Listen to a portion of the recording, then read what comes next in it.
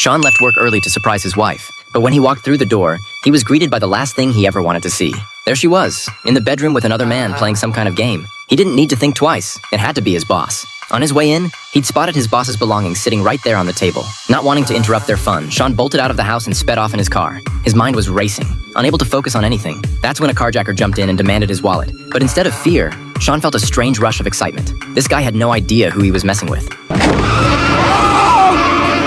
John, the carjacker, barely had time to react before Sean locked the doors. At this point, Sean had nothing left to lose. Why would he be scared of some petty thief? He deliberately swerved toward oncoming traffic, jerking the wheel at the last second. He blew through intersections without slowing down, letting the car veer wildly toward the curb. John frantically pointed his gun at Sean, screaming at him to stop, but Sean only floored it harder, whipping around corners. After tearing through an intersection, he steered into a narrow alley and started ramming into everything in sight. When he spotted a truck parked in the middle of the road, he gunned it straight toward it, ready to end his miserable life right then and there. But at the last moment, the truck driver pulled away and Sean's car shot past into the next street. Sean pulled out his wallet and asked John if he still wanted it, then chucked it right out the window. Next, he grabbed a can of pepper spray and blasted John square in the face. By the time John could barely pry his eyes open again, they were in the middle of nowhere. Staring at this cold, ruthless man behind the wheel, John came to a terrifying conclusion. This guy was a hitman, and he was about to be murdered and dumped in some remote field. John completely lost it. All he'd wanted was a little cash, and instead he'd picked the one psychopath in the city. He cursed himself for choosing the wrong target. Sean ignored John's panic and kept driving until they reached a gas station.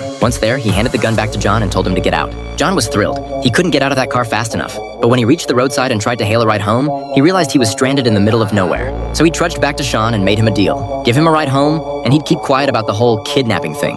Sean couldn't believe what he was hearing. He was the victim here, and now he was being called the kidnapper? Frustrated, he flagged down the gas station attendant to pay and leave. That's when he realized he was completely broke. He'd thrown his wallet out the window during his joyride. Luckily, there was still a credit card in the car. He rushed outside, hoping to ditch John for good. But as he stepped out, John tackled him to the ground. Sean tried to get up, only to catch a punch to the face. John had one goal. If Sean was leaving, he was coming too. John threw up his fists in some half-baked boxing stance, trying to intimidate the psycho killer. But Sean swung back with everything he had. John took the hit and burst out laughing. This so-called hitman punched like a girl. After easily blocking Sean's second attempt, John made a move for the car. Sean grabbed his shirt, and thanks to John's heavier build, he couldn't break free.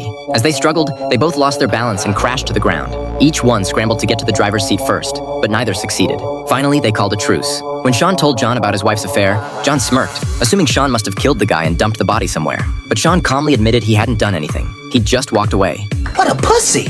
John decided it was time to help Sean reclaim his manhood, but John wasn't exactly easy to deal with. While filling up the tank, he robbed the gas station owner.